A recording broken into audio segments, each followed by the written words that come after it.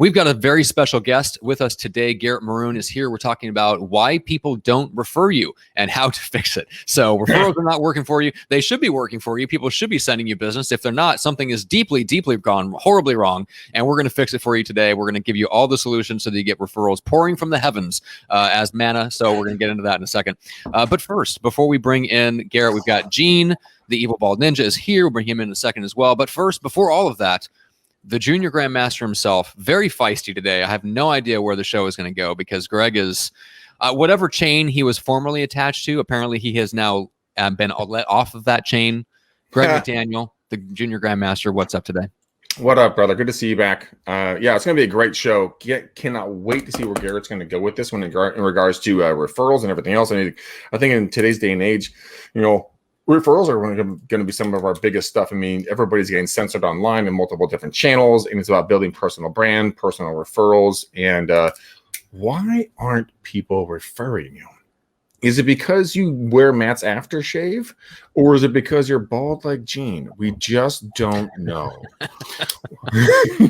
First of all, my aftershave is delightful, and you should be privileged if you got the same brand. How dare you?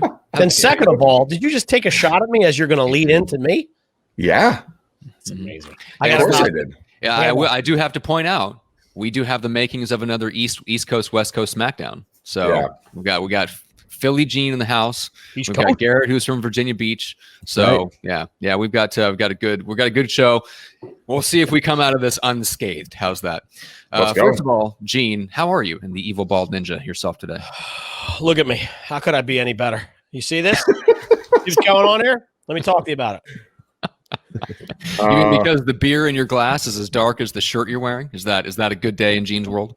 It is pretty close. It is. All right. It is 2:07 on the East Coast. We started Friday a little early today. The NCAA tournament has kicked off, which makes my life very happy. It's going to be a good weekend, boys. What can I tell you? I can tell you I don't follow college basketball, so I have no idea what you're talking about. Is it March? Is there something happening in March? I feel like that's a thing. Is it Mad Marchness? I think is what they used to call it on Adam Carolla's show. Marchness? You nailed it. Okay, good. All right, let's bring Garrett in. Garrett Maroon, what's up today? How are you doing?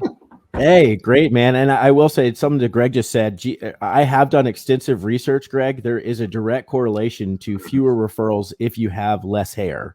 So, Gene, unfortunately, that is statistically documented that bald people can't get referrals. So, I apologize. Hold on for a second. Hold on. Oh, it's East Coast versus West Coast. Yeah, sorry, man. I should be defending you. I should be defending. I forgot. Ed 2, Garrett.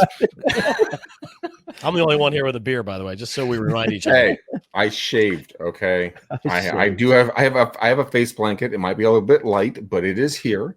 Okay, I was going to say that used to be. I don't know, Garrett. Years ago, there was research done that showed that people with facial hair get fewer clients, fewer referrals. Interesting. I don't know that that's the case anymore. Yeah, because now 5 o'clock shadows and beards are like the norm. So I bet that's not the case anymore. But when the norm was, if you're a professional, you're clean shaven. Like people that had beards had a hard time. Like there was provable stats that they closed fewer sales. Wait a minute. What you're saying here is Gene's doubly fucked. He's bald and a beard. Yeah, so, exactly. Oh I just like I said to my wife, thank God for my charisma. Yeah, exactly. It oozes. It oozes like my aftershave. It's not the only thing oozing, but we'll save that for later. All right. Okay, so, moving forward quickly. That's right. Moving forward quickly. So, Garrett, tell us a little bit. Just give us the overview. Who you are, where you're at, and what do you? Let's talk about your production last year because that's kind of an interesting topic to start off with. Yeah, man. So my background quickly. I've been in real estate since June of 2014. Came in kind of kicking and screaming. My wife thought it'd be a good move, and I was totally against the idea of 100% commission and thought this is no way it's going to work. My parents desperately tried to talk me out of it, and I did it anyways. And I'm really glad I did. I came in and very quickly knew, so I'm a Southeast Virginia area, but very quickly knew that if I'm going to do this, the only way I want to do it is by relationship. So I've never done a cold call, never done an open house or bought a lead or anything like that. It's literally just been 100% relationships. And I started with 40 people. I mean, that was it in my database. So not from here, didn't have a huge database, but just knew if I'm going to do this, this is how I want to do it. And so I came in and just worked really hard to master that one thing. And The first it took me 6 months to sell anything. So I wasn't sure I was good at it, but I just kept trying. And eventually, thankfully, my first full year, I did 27 transactions. And then since 2016, I've done 50 every year, all by relationship. And so for me, my database, the first year I did 50 was like 175 people. So it wasn't huge.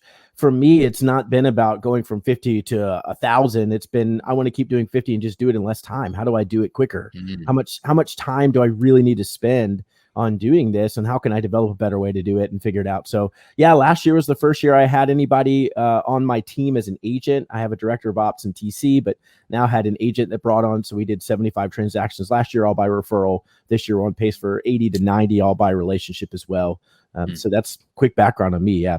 Yeah, I love it. That's awesome. Yeah, very similar to, I mean, how I've like my path with growing the agency. I operate very much the same way. It's very much relationship based, and I can, like it can get you off to a slower start. We can talk about ways to maybe mitigate that. But it is interesting that you basically kept at it for that long because you had no, I don't know, where did the background come from where you decided to do it by relationship only, and you were so firm in it that even after feeling like you were 4, 5, 6 months in and you weren't seeing all the dividends yet, what was it in your background that caused you to like stand firm in that?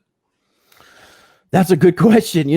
My wife and I agreed, my wife, Rachel, we agreed that if in 3 months I hadn't sold anything, I'd quit. So 3 months in, we're sitting at the dinner table and I said, I actually think I can figure this out. Can I get another 3 months? And thankfully we agreed, and honestly, I think for me, Matt, it was, I took all the classes, I came in and did what everybody does. I took the classes on cold calling and door knocking and FISBOs and expires. And I just realized this is just not me. I just can't do that. And even if I was going to be successful, because I really think anybody can learn anything, but if I was going to be successful at it, I wasn't going to be happy with the business I had built and certainly wouldn't want to stay in there. So for me coming in early, it just was a relational person. I wanted to do it by caring for people well, and I really believed it was possible.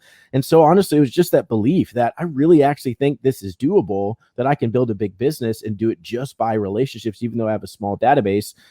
I was 27 too, so I was kind of stubborn and naive, and I think that played in my advantage at the time as well, because I just didn't know what I didn't know. And so I just said, well, I'm going to do it. And it wasn't working. So it just forced me to say, well, if it's not working and I know it can, then I've got to learn something different, right? What else do I need to do? What else do I need to try to actually make this work? Because it will work. I just needed to keep trying different things. So yeah, I think it just came from a place of, that's really what I wanted to do, is my deep felt belief that this is how it should be done for me personally. And so I just kept trying. Greg, sounds a lot like how your dad got started. Yeah, it really did. I mean, he came out of there. He was in Boulder, Colorado, flat broke. He married my mom, had to borrow $50 from his, now father-in-law to take his now bride on a honeymoon. Awkward. But you know what? He started out and he was doing door knocking in the snow in Boulder, Colorado, and he bought a $50 suit. And he just went out the mindset, like, everybody likes me, they just don't know me yet. And his brother had polio. And so he said, you know what, I'm a doctor, I have the cure for everybody. And he just went out there and made friends. And just literally his recipe for success, he never stopped. His competitors stopped. He just went and innovated. He was always the first guy with a cell phone. He was the first guy with everything. And just because it wasn't because he wanted to be vanity, it was just like, oh, this is a new technology. This is another opportunity to get in front of people and stuff like that. And he made relationships with more people than on God's green earth. And his biggest thing was, I don't have one near me right now, but he has this little box of candy. His candy. It costs about $6 or $7 a box. And he would go and hand these things out to people on every single during Christmas and the holidays. People would wait and call us if they didn't get their box of candy, because he made that relationship with them. And it's the most powerful thing on earth to go out there and just have a conversation, see what's going on in their lives. How can I help you? How can I build your business? How can I be a value add asset to you? Who can I connect you with? Like, do you need a lawnmower, guy to come over? Do you need a tree trimmer? Do you need an accountant? Do you need what do you need? What can I do? And that relationship, Garrett, like what you built, is incredible. But a lot of people don't get referred because they don't have that mindset. They go transactional. And Matt has beat my ass like a redheaded stepchild, for the last several years in this show, because he's always like, Greg, you're transactional, not relational. I'm like, shut up, Matt. And he's like, shut up, Greg. And I'm like, I'm gonna beat you. He's like, all right, you come down to San Diego and try it. I was gonna say this is all very only said from a safe distance of about 1,000 miles away, because Greg is a very large human being that I would never ever poke the bear in real life. All joking aside, yeah. I mean, Garrett, walk me through kind of your first steps. Like, what was your first aha when it came to transactional versus relational? Because there's a huge divide there, and a lot of people, including myself, love to do transactional because I was like, I got my money. But then you figured out the pot of the gold, and kind of like this, you fire the pot of gold like this, St. Patrick's Day. No, there we go. Nice. Oh. Good Lord. Well, Thank God we're past that. I don't think I was as cool as your dad, but the reality for me was I heard pretty early on that the average person statistically knew 256 people. Mm-hmm. And so for me at that point, it was just a math equation, right? So statistically today, the average person knows 256 people. A referral is 92% chance it's going to convert versus Zillow's own numbers is 4%, which is probably even a little high. And so for me, it was a simple math equation. Okay, for example, I tell people all the time when I'm teaching or training, hey, you have 50 people in your database. Guess what? That means you're reaching 12,000 people. And if you get referred to any of them, you have a 92% chance of converting. Now, how many people, how long would it take you to cold call 12,000 people? Right. And even then, what would your conversion rate be at that point? Right. So to me, it was honestly, Greg, that was a huge part for me. It was just a simple math equation. And that was number one. And number two was very similar time frame, was the speed to lead, which I totally get that and respect that. But I was just at the point where we've got a 3-year-old and a 1-year-old, another one on the way. And I didn't at the time, but I was at the point where I didn't want to, I didn't want to have to be at dinner and answer the phone really fast and build a business. I wanted people to call. I wanted to be a doctor. Let me put it that way. I wanted to be a doctor where you call the doctor. You don't say, hey, doctor, I need to come see you. I'm coming to see you tomorrow night at 8. Be there. No, it's, hey, I really need to see the doctor and I like this guy. So when is he available? Like, that's just who I wanted to be. And I figured that if I started that way, then it would really help me, as opposed to building it a different way and then having to backtrack from that. So it was the relationships, knowing 256, that number. And then it was math equation. And then it was, I don't want to jump on everything right away. I want people to respect the fact that if I can't care for my family, how can I care for your family? So let's work together on this. I love it. You said something really powerful there. And I'm writing these numbers down because I didn't know those stats. The conversion rates are 96% for referrals and 4% for Zillow leads. You said you want to be a doctor. I mean, I'm assuming that's fictitious. You actually didn't want to be a doctor. You just want to be the doctor of real estate, right? That's right. Yeah. I wanted to, so I actually wanted to be a neurosurgeon as a kid. And then I realized, no way I'm going to school that long and I'm not that smart. But no, for me, it was, I wanted to act like a doctor in the sense of you call and you ask for the next available appointment. Whereas real estate agents, it's, oh, well, when do you want to go? Like, I'll be there. Well, that's just a terrible way to build your life. So I wanted to act like a doctor's office and say, this person's so valuable. When are they available? I'll come. I'll make it work. Right? People do that all the time. And so I just wanted to treat my own business that way too. Yeah. You know, when you say doctor, it's actually funny because I actually date a doctor. I came up with this thing with, I'm trying to find the photo I'm going to put up on the screen as soon as I possibly find it on my phone and send it to myself. But we came up with the whole idea of doing an equity checkup, like you go in for a health checkup, and I have a funny photo of me with a stethoscope with a white coat on, like putting on a door, like doing an equity checkup. And so it's interesting to use that verbiage because a lot of folks, I mean, you have to understand that when you go in there, you are their surgeon, you're their nurse, you're their everything when it comes to, helping them through this thing. You have the goods in regards to knowing what the blank you're doing to help them sell this property. That's why you're so good at getting these intense amount of homes sold on a yearly basis. When did that shift for you? I mean, when you're just like, I'm just going to be a doctor. I mean, did you wake up one day? Did you say like, this is how I want to be? I mean, how did that work? 'Cause I know you do a lot of coaching and training and speaking and all this stuff. So walk us through that, because a lot of folks are very curious about that. Yeah. So, and that's a great question. So April 2016 is really when I started to really heavily focus in on how do I master and build a system for myself. So my father-in-law, my wife was working. My father-in-law went in for a triple bypass surgery that went well, but tons of complications, ended up in the hospital for the next 2.5 years before he passed away in December 2018. So my wife left her job. I had just hired my first 2 people that same month of April 2016. And so anyways, I'm running around crazy. And all of a sudden, we may have lost Garrett temporarily. I think there's maybe a glitch on his end. Let's talk a little bit about in regards to kind of doing the diagnosis. And Gene, I want you to jump in on this. Like, how can you diagnose, with a client, like if it's going to work, the marketing, and then that translates into sales, and that's where the real estate agents come in. But I mean, how are you going to be able to market some of this stuff when you come to start being like the doctor of real estate? Well, you said a couple things. First of all, I definitely want to say that I have something called white coat syndrome. And what that means is that when I go to the doctors, my blood pressure increases. I get anxiety when I go to the doctor. Me too. Yeah. And the thought process of you in a white coat shoots my anxiety through the fucking roof. Like, let me just say it out loud.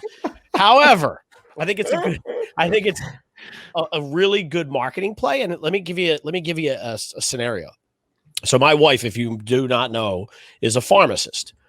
And recently what they did was I'm probably saying this wrong. So if you're out in the public and listen to this, it's a little bit wrong. I'm off. But basically what they did is they created a position where she talks to all the patients that they have that come in for prescriptions. And she tries to help them understand the way that the meds that they're taking interact with each other. So, if you have an oncologist because you beat cancer, and you have a cardiac doctor, and you have your primary care physician and somebody that works on your back because you hurt yourself skiing, they all prescribe you meds. They don't talk to each other, right? But there's something that comes of that, which is your body may react a certain way to negatively in a lot of cases to these medicines reacting to each other. So who to go to? Go to your pharmacist. The pharmacist sees all the prescriptions. They know how the medicines work, and they can make a recommendation, a quote unquote recommendation to go see your doctor again, because these two things don't play well together. Ask your doctor for this. Right. And I'm like, that's pretty genius. And what you just said to me made me think about that specialist in the real estate world. When you're a real estate agent, right? What do you get? You're getting all their financials. You know what their house is worth. You know what their credit score is. Like, all these things, right? What if you position yourself as their financial asset concierge? Like, when I come into the space, if I can help you with your credit, and like, it's amazing to me still that people still don't know. This is a funny meme on like Facebook. It's like when your buyers go and buy a car 2 days before closing. Like, you've seen these, right? Because now it screws up the more. That's funny because it looks stupid to you, but there's people that do that because they don't really know how that affects things. Yep. Well, what if you're in a position to be that financial advocate for your fee? So you're helping them sell their house, but there's 3 other things you're looking at that maybe you can help them, credit repair. I got this guy here. We can talk to you about your, like, do you guys know that you can actually take your IRA and invest in real estate? You know that legally? Yeah. Right. I've used to teach that, and people would say to me, that's illegal. And I would go, here's the link on the IRS website that shows you how to do it. So if it's illegal, the IRS is complicit because they're telling you how to do it legally. And people go, holy shit, I got $1 million sitting there. I didn't know you could do that. Well, there's guidelines and rules and regs, right? There's a lot of stuff. Mm-hmm.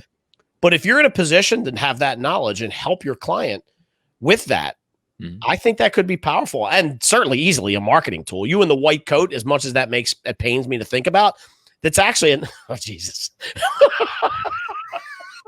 That's for anyone listening. Greg has located the visual, and it's disturbing. It's exactly what you imagine it. It's Greg in a white coat with a stethoscope putting it up to a door. It's amazing is what it is. Oh my God. I will not be able to. So I may not sleep tonight. I mean, honestly, I may not sleep tonight. So the best part about this whole thing is that Garrett just rolled back in, not knowing what the hell we were just talking about to see. Yes, exactly. Welcome back. Welcome back. Sorry about that, gentlemen. I don't know that I should have come back, but oh my gosh. Oh no, we need you here. Trust me. Yes. Otherwise, it's gonna be Matt talking the entire time. All right. So here's what I want to dig into, Garrett. So there was a time when it wasn't working as quickly as you wanted it to, but you were pretty firm and steadfast. And this is the way I want to do business. This is the way I want to live my life, and I want to build a business around the life that I want. I think there's a ton of people out there that resonate with that. But you also realize that, hey, if it's not working as well or as fast as I wanted to, there must be something more that I need to learn. So it sounds like that's kind of what started you down the track, where you ended up digging into like the psychology of referrals. So that's the part that I want to dig into is you start going down that path. Where did you go? Where did you start looking for resources? Where were you looking for answers? And what did you first find? Yeah. So, I mean, a lot of it, so I'll kind of walk you through some of the things I learned along the way. But one of the things very quickly for me, I was 3 months in, obviously I hadn't made any money, was negative, but I hired a coach. I just started realizing, okay, I don't know what I'm doing, and I'm certainly not going to get there as fast by myself. So I need someone to help me, just hold me accountable to what I'm doing. So I hired a coach right away. I've always had a coach since then, the past 7 years. I started reading a book a week and just realized, okay, what's currently in my head is not getting me to where I need to go. And so I just need to learn, right? I need to learn my way out of this problem is really kind of how I felt, and then put things into action. So yeah, I started to understand a lot of the psychology behind consumers and how they make decisions. But one of the things that stuck out to me immediately was, here I am, a relatively new agent, wondering, why are my friends not referring me? This doesn't make any sense. One of my friends just didn't even use me. I don't understand. I'm an agent. And I started to dig into that, really, well, all I've learned is I failed. And so I had to figure out why that happened, right? And try to overcome that. So I realized very quickly through tons of studies and research that the reality is people can only recognize you in one context on average, right? So if you see, I don't mean to use doctor all the time, but if I see my doctor at the grocery store, I might not recognize him. I might be like, who? Oh, that's my doctor. Right. Yeah. Thank you, Greg. Put up that picture again, right? You might not recognize them because you only understand them in one context. So here I am trying to understand why my friends not referring me, because they're not thinking of me in the context of real estate and business, right? So I had to come up with a plan, which for me was for the next 6 months, every time I reached out, I would say business and real estate in every conversation. So, hey, Matt, this is Garrett. Wondered if you had a quick minute to talk business, want to share with what's going on in the real estate market, right? So I had to train them to think about me the way I was hoping they would think about me. That was huge. And that's continued to be huge for me as I continue to grow and build this. So that was number one. And that started working. Then I just decided that for me, I really needed something that was more systematic. There's a ton of great resources out there for how to work by referral, calls, notes, Popeyes, client parties, all this stuff, right? It's nothing that I teach is anything new, but for me, I needed a system that made it so I could literally execute 100% of the time every single month. And so I just set out to create a system that, in December of 2020, I knew exactly what I was going to do in December 2021 to the day. What I was going to do, what I was going to say, who I was going to talk to from a relational perspective. And so for me, it was just making sure I had a real clarity on what I needed to do that was going to generate business. And all this study, all this research, all this learning, what I've realized, many things, but one of the biggest ahas for me has been people at the end of the day aren't as interested. They are, but they're less interested in what we know, and they're more interested in the relationship, right? There's so much research. So there's a really interesting study, and I hope, Matt, this is answering your question, but there's a really interesting study that in 2005, they surveyed 10,000 people. The average person in 2005 had 6.1 close relationships. They surveyed those same 10,000 people 10 years later in 2015, average person, 2.2 close relationships. No and I way.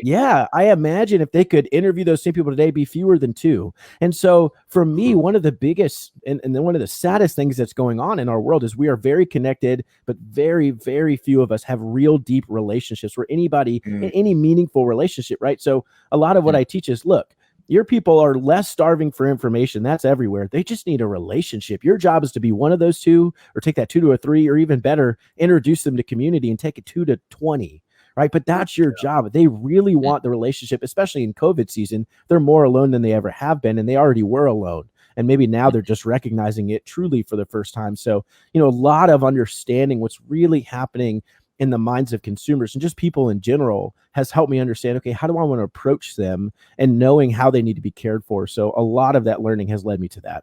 I love it. I love that he called it COVID season. Like it's like the flu season. Like, let's just be like this. Just be attractive to everybody, right? Come flying towards each other. But I mean, it's weird. So Garrett, here's a real question for you. I mean, all of us joke around a lot, but I mean, I love your stats. I'm right. And when I look down, I'm not disrespecting them. I'm taking notes.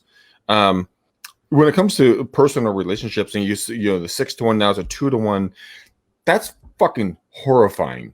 And it's probably only going to get worse, right? Based on what was the time period? When did they first follow those 10,000 people, Garrett? Yeah.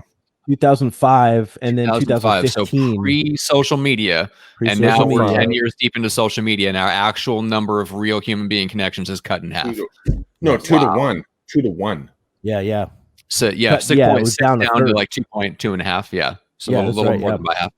That is- That's insane. I never heard anything that really quantifies the effect of like how disconnecting social media is from a real social life outside of that. You know, like if you watch The Social Dilemma, the big documentary here, last year on Netflix, you got like that told like the story of that, but I've never heard it in numbers like that. That is horrifying.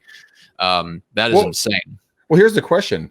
I mean, Matt, you and I have met less than a dozen times in human form. 5 or 6 in the last 6 years you've known each other. Yeah, something like that. And you count your praises every single time. You're like, oh my God. I get down on my knees and thank most of the gods in the universe that we met. Yeah. We're never going to talk about getting you on your knees ever again. But what's weird is you're on that list. Like I would say I have a handful of really close relationships, and you're in that rarefied air of that top 5 of relationships, even though we don't get to hang out in person.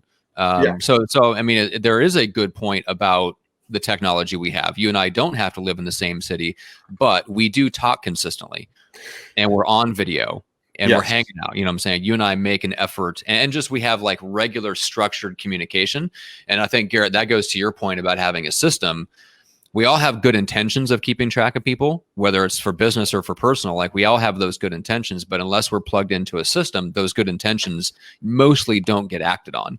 And so it ends up shriveling down to just those 2 or 3 people that we do talk to consistently, and everyone else seems like fall off the back of the wagon. And I don't think people intend for it to be that way, but I think that's where something like your system comes in. I know I've had to build a system for myself for the exact same reason. Right. I am a very relational person. I have all kinds of good intentions to keep in touch with people, but if I don't have a system, it doesn't happen. Yeah. And I think absolutely. And one of the challenges with that too is, so social media, for example, is we have bought into this idea that we are relational and we work by relationship or work by referral or whatever, when everyone knows us. And the reality is, no, it's when you know them. And it's kind of like we've forgotten that, we browse people like they're commodities. And we look at what they do every day and we're like, oh, that's cool. That's cool. That's cool. And now they're getting to know me because I'm sharing what's going on in my life. And, though that's important, the reality is everyone wants to be the hero in their own story. And if you never take time to understand the character that's in their story, which is them, then you don't know them. They don't know you, right? We're just sharing what we want to share. There's no depth to that whatsoever. So again, if you work by referral and you say it's because everybody knows who you are, well, that's not the answer. You need to know who they are. That's what they're looking for, right? And so I think there's a huge misguided from the idea of just social media. It's antisocial at the end of the day, right? Like it makes me even sad to the point of, you say they say that you're the average of the 5 closest people closest to you, right? Well, average person doesn't even have 5 people close to them. So no wonder we're struggling as a culture to grow and increase. And, they did a study at Harvard that said over 50% of millennials don't even believe the American dream is possible anymore. Right? That's sad. That's terrifying to me. Yeah. Over 50% of millennials don't even believe the American dream is possible. Right. And I think it's just average of all this struggles that's going on with relationships. So it may also have to do with what they're teaching in Harvard, just as a side note. Yeah, we're not going political, Matt. I'm not going down that path. I'm just pointing out. So what is the American dream? Let's define that. Oh, are you asking me? That's a slippery slope. I'll let Gene take that one. I mean, yeah, Gene, right? Come on, give us the American dream, sexy Philadelphian. Look, if you look at me, it's my dream is to sit in a plush robe during the day, drinking $12 beer while I'm on the internet with you guys with no pants on. I mean, what is there anything better? I actually had a call with an individual earlier today, and she and I actually brought her on a call with another potential client of mine. And I'm like, "What are you doing?" She's like, I'm sitting in bed with no pants on. I'm like, okay, that's a graphic. Okay, so moving forward. But I mean, so it goes back to that. Like she's actually a very, very, very, very dear close friend. Like Matt, you're one of my dear close friends. Gene, you're one of my close friends. So I have like Ashley, Gene, Jake, my buddy Casey, and then Matt, who pop off immediately as close friends. But you know what? Never met Gene. Never met Ashley. Met Jake once. Met Matt 5 times. what does that say about our society? What does it talk about when it comes to getting referrals? How can we, and Garrett, this goes back to you, how can we leverage these digital relationships, which this is becoming fucking normal, which is so weird. I used to sit around with my buddies, smoke cigarettes, drink beer, do dumb shit, nearly get killed, and now we're life buddies for forever. But now we can't do that anymore because life has just separated everybody. How can you leverage technology to build the referrals to get the business? How do you do that? Yeah, that's a really good question, Greg. Honestly, my answer is I leverage technology to remind me to be in relationship in person, hear my voice, hear their voice, go drop something off at their door. Andy Andrews, I think it was in the Traveler's Guide, he talks about how if you want to be the number one best person in whatever field is out there, then you're going to always be climbing and scratching to try to be the best, right? Michael Jordan, the best basketball player ever. There's only going to ever be one. Instead, what if you find a field that no one's on? And so, for example, for me, the technology reminds me. So in April, I'm going to send a video text message to all my people. Hey, just thinking about you all this morning. I hope you're doing well. How's the first quarter of your year going? Right? Just engage, like ask questions. I'm curious about them. And in May, we drop, I write handwritten notes. And one of the reasons is literally less than 0.7% of mail today is a handwritten note. So no one is reaching out to people other than a digital way, right? So taking time to write. And then I'm also going to do Popeye gifts to some of my best people. And they're less than $2. I don't want to spend a lot of money, but the reality is, when was the last time anyone just randomly showed up at your door and dropped off a gift? Right? Other than Amazon, but you ordered that. It just doesn't happen. And so it's the reality of, okay, how would I want to be cared for? And the closest people in my life, they still don't even do that. But wouldn't that be really nice if I showed up one day and someone said, you know what, I was just in the area, I was thinking about you. Hope you're doing well, man. Just dropped off something at your door. Wow. Hey, I appreciate that. Or they wrote me a handwritten note, right? Just, hey, Garrett, thinking about you, checking on you. Hope all is going well. Right? The fact that they took time to do that as opposed to send me a text or send me a Facebook message or whatever. There's incredible value in being different. And there's incredible value, I think, in going back to, right? And we talked about, so if you even see the correlation of the number of relationships people had before social media, well, the number of relationships people had when they actually showed up at your house, like you talked about, Greg, or you had a landline and you called them and said, hey, can I come over? I'm coming over at 3. You want to get together, right? It's because they happen face-to-face, in person, voice to voice, not screen to screen. And there's, it's great. Like, I love, for example, what you all are doing, I would say is really valuable because you are face to face. You can see each other, right? Yep. There's great value in understanding human emotion and making a deep connection there. But if you all just emailed each other all day, you probably would not say he's one of your closest friends, right? Yeah. And so we just have traded what we think is an equal weighted relational touch. And it's just not true. We need to go back to the basics of how people want to be cared for. And I think we've got to understand that and build a system around it. Systematic relationship building is what I call it. And I have a date night with my wife every week. I spend time with my kids on purpose. I'm being systematic with that because I want to build those relationships. Now we got to take that to our business. It's not bad for me to say, well, every month I know exactly what I'm going to do to touch these people that are in my database to care for them well, because guess what? I actually want to develop that relationship. So I have to remind myself, because you mentioned, Matt, or I'll forget. And I don't want to forget because I actually want to build relationships. Yeah. So let's dive deep on something. You said something there, being different. What would that look like? Because a lot of us, obviously, Garrett, you're a very intelligent human. We have the blue water, we have the red water hunting, right? Blue water, something nobody's doing. Red water is what everybody else is doing. How do we step out of red water and go into blue water where nobody's doing the same thing we're doing? I would love to get your thoughts on that. I mean, Matt, what he does on a weekly basis is he offers out free car washes on Saturday mornings, and he'll come over and he will wash your car at no cost in a Speedo. So it's quite entertaining. Step up. I was going to say, that's what micro famous means. I wondered what micro famous meant, but that makes total sense now. Exactly. Absolute total sense. It's cold water. On your side, Gene. It's cold water. I'm just saying. Thanks, God. Greg. Appreciate it that you're stepping me up. Now I'm doing car washes on Saturday mornings in a Speedo. That's a new element. That's a new element. I haven't heard that before. And per Garrett, that's where micro famous came from. Exactly. And thus micro famous was born. Oh my God. All right. So Garrett, you rolled off a couple of them. You talk about being different, going where the blue ocean is. So you're talking about handwritten notes.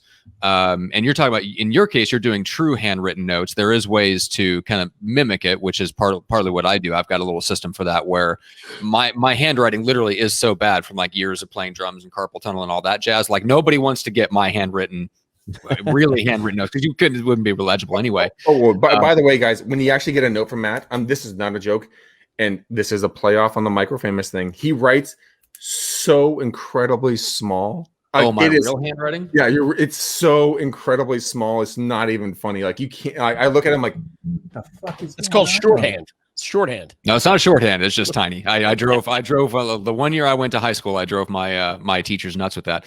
But yeah, so I do something where I literally, like, I have a VA in the Philippines, right? She's my executive assistant. So I Voxer her.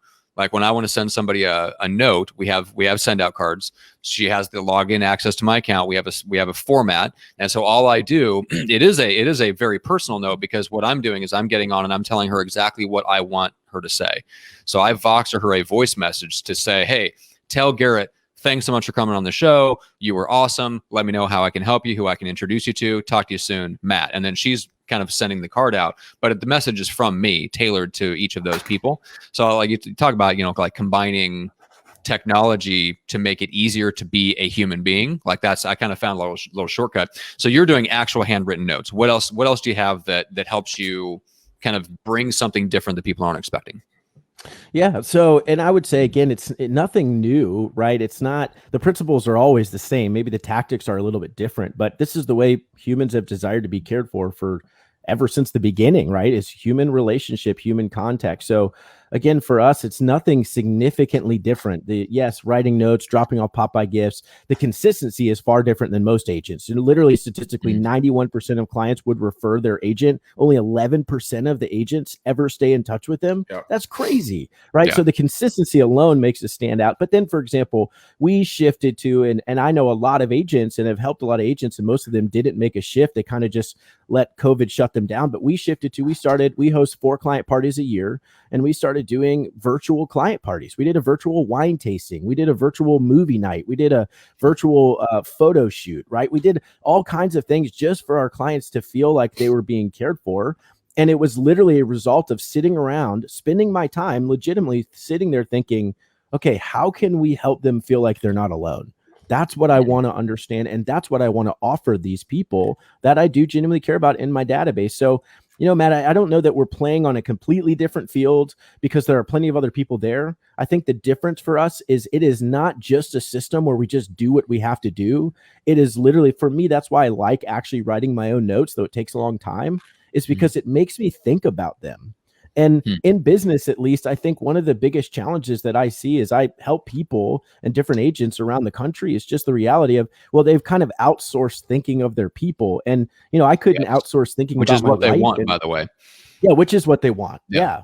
And I couldn't outsource thinking about my wife and saying, somebody else come up with what I need to do. Right. Like, sometimes I look up resources and try to find ideas, whatever. But, I can't just find someone else to build the relationship. It needs to come from me. And so a big part of that for me is just caring for people by actually thinking. They don't know that I'm doing it, but I'm sitting there thinking, I know the people in my database. What would be encouraging to them? How can I serve them? And I really want to understand that. And then I'm going to execute by being consistently there and never talking about real estate. We don't talk about real estate ever. My dad used to do something really funny. And Matt always makes fun of me because I have these yellow pads that are literally everywhere. He calls them my Hobbit pads. And my dad, I got it from my dad. And what he would do, it would crack me up. He'd be in his office and he would sit there and he would just pick up the phone. Because that was his database. Like, this is where he kind of ran his entire business, right? Mm-hmm. And he would just say, okay, here's a list of X amount of people, right? And he would just call down the list and be like, Garrett, Greg McDaniel, how are you, man? I was driving past your house the other day. I drove past your house a few minutes ago, and I thought of you. I just wanted to kind of see how you're doing, like what's going on.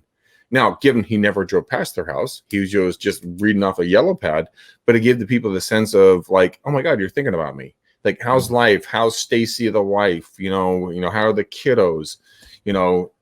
For Matt, when we come to the kiddos, we want to how's the dialysis going?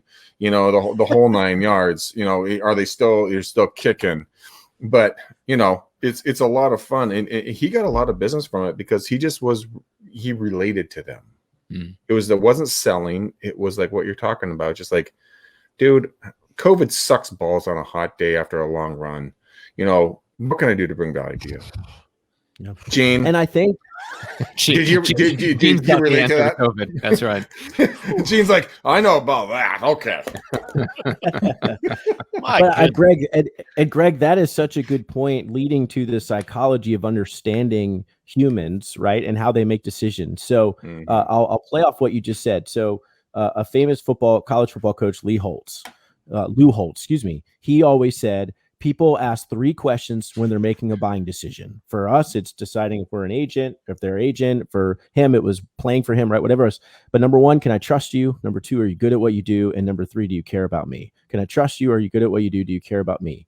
And number one of the biggest challenges that agents and people in general misunderstand is we always go for, here's why I'm good at what I do. Let me explain to you why I'm a better agent than Matt. Let me explain to you why I'm the best agent in our region, right? And let me tell you all about my 500-point marketing plan, whatever it is. And we lead with that, and we forget trust and we forget care. Now, if you dig in even deeper than that, and you actually start to understand the psychology and the studies and the surveys and everything that they've done, is that the average consumer cannot understand a field outside of their own, cannot understand more than a 2 out of 10 level. Right. Yeah. So when you try to compete on, are you the best one out there? They have no way to determine. I'm an agent. I don't even know if I'm the best agent. Right. I don't think I am, but I don't even know how to determine that. And so, but yet we lead with that as if a consumer can understand. Instead, what all of these studies prove is if you leave and that person can tell that they can trust you and you care about them, then their natural assumption is you're good at what you do. Now, you should be good at what you do, but when you try to answer question number 2, you don't answer any of them. When you answer question 1 and 3, you actually answer all 3. And so we misunderstand that. I talk about my dentist all the time. I don't know if someone were to honestly ask if my dentist is the best dentist in my city. I have no idea. I don't even know how to determine that, right? I'm not smart enough to figure that out, and certainly not going to take the time to figure out. So all I'm able to do is I really think he cares about me. I really trust his opinion. And so therefore, I'm just going to keep coming, right? There's no reason for me not to.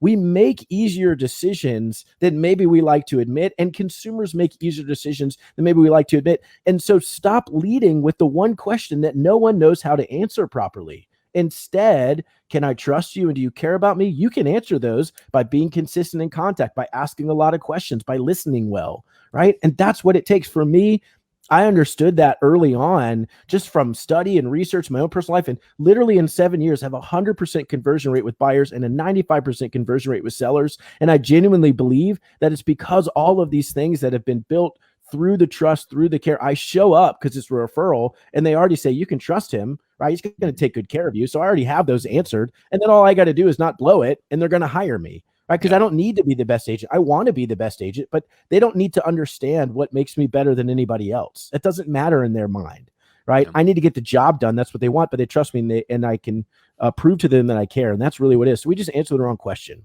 Dude, I love it. Yeah, fucking love that. We need to snip that out. That's one of the best things. That's one of the best rants that's been on the show. Oh, that, like 100%. Honest, no, it really was. I mean, East Coast.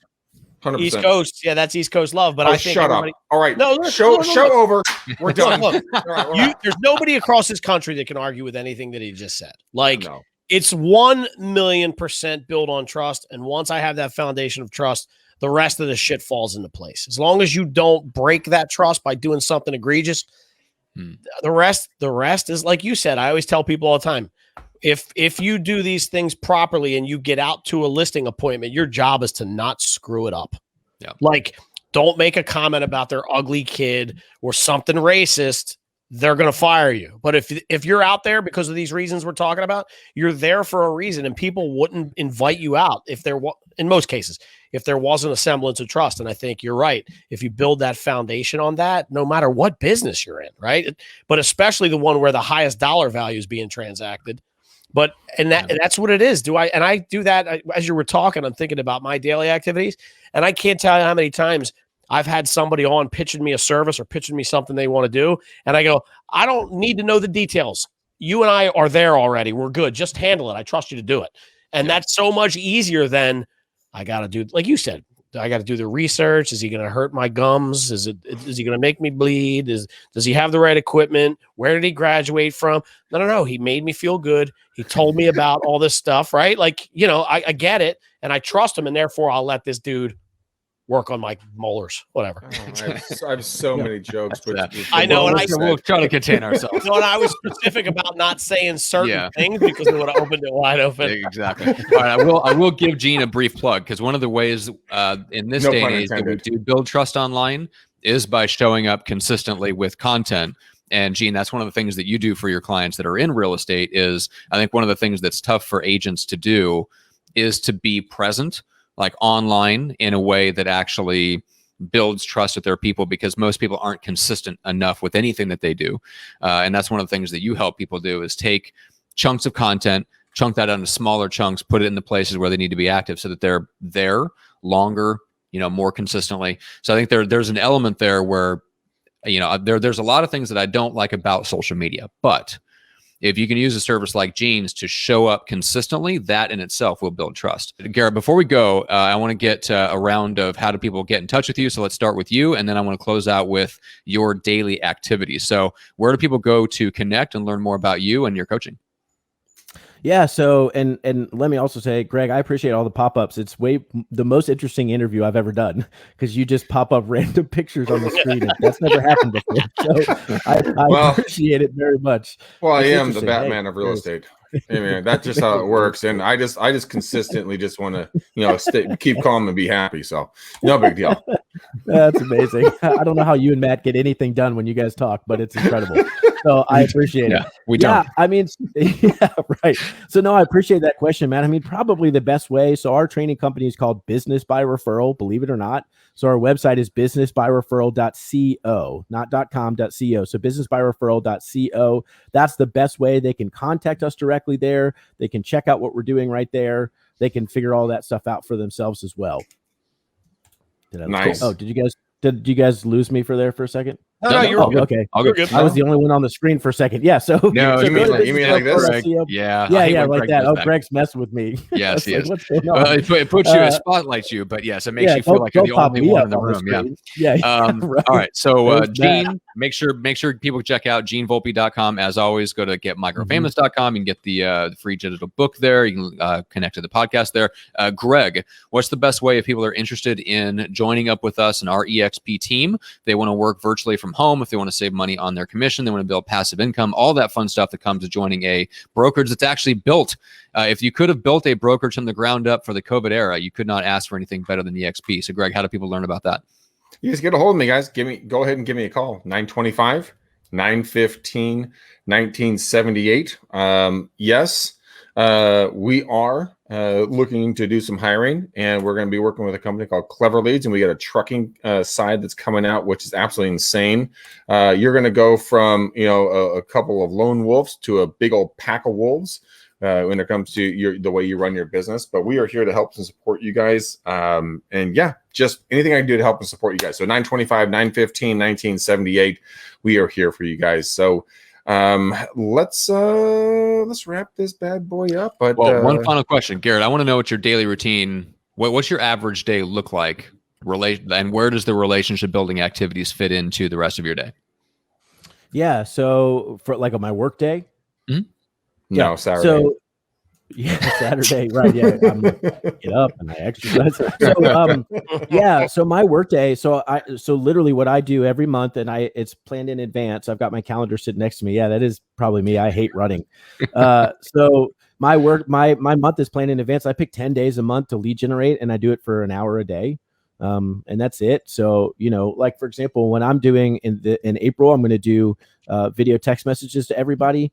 It's basically the same thing. It's 20 seconds long. It'll take me like 3 hours to send something to all 300 people, and then I'm done for the month. So it's not a lot.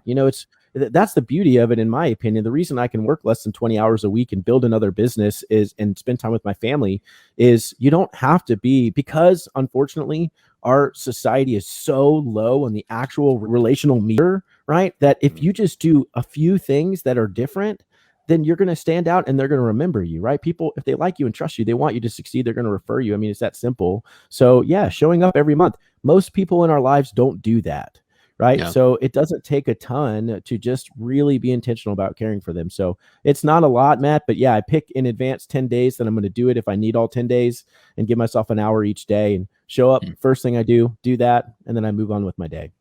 Love it. That's awesome. Cool, man. Fantastic. Hopefully people go check out the coaching program, get into your world, get connected with you. It's definitely, it's something we've talked about on the show a lot over the years. We've had some great guests that have shared, different strategies for referrals, but you're right. It all comes down to figuring out that system that works for you. And for you, you've got those 10 days where you plan out. It might be something different for somebody else, but we all need that system. Otherwise, good intentions go unacted upon. So let's finish out with selecting the color of the bow that will wrap around this episode. And I'm going to, I'm making an executive order, Greg. So it's it's very timely. Damn. Yeah, executive order on this bow color. Garrett, let's go with, he's so bossy. I'm so sorry about that. All right, I'm going to go with just about how interesting politics is right now, which is beige. Let's wrap a nice beige bow around this episode. How's that, Greg? I think I want to puke in my mouth. All right, guys, there it is. Garrett, hey man, thank you so much for coming on the show, dude. You are a knowledge bomb, motherfucker. We are definitely going to have you back on. I want to connect with you offline. I really enjoy it, and I got the nose pinch from Matt right there. Finally got that from him. We almost had an episode that Garrett could share with people, and then Greg happened in the last 30 My mom seconds. Cannot listen to this one. That's exactly. Right. Yes, she can listen all the way till the end. She can listen all the way through, just at the last 30 seconds, just no more. That's right. I appreciate you guys having me. In all honesty, Garrett, seriously, brother. I mean, you have a ton of knowledge. I love the stats that are coming out of your brain. I've literally been taking, that's not a joke. These are fresh notes, taking notes on the show. So I thank you for your time. Truly do. Yeah, thank you guys. You were absolutely incredible. Yeah. Guys, go give us a 5-star, not a 2-star review on every single place you guys listen to your podcast. Mention Garrett and everything. Don't mention Matt, because he has a little black piece of coal that's his heart, and he doesn't want to talk to you, and we love him for that. Gene the Volpe, he's down there drinking beer, having fun on a Friday afternoon, but he's an amazing human being. I love each and every one of you guys. Thank you so much. Until next time, guys, peace out, ninjas. We're gone.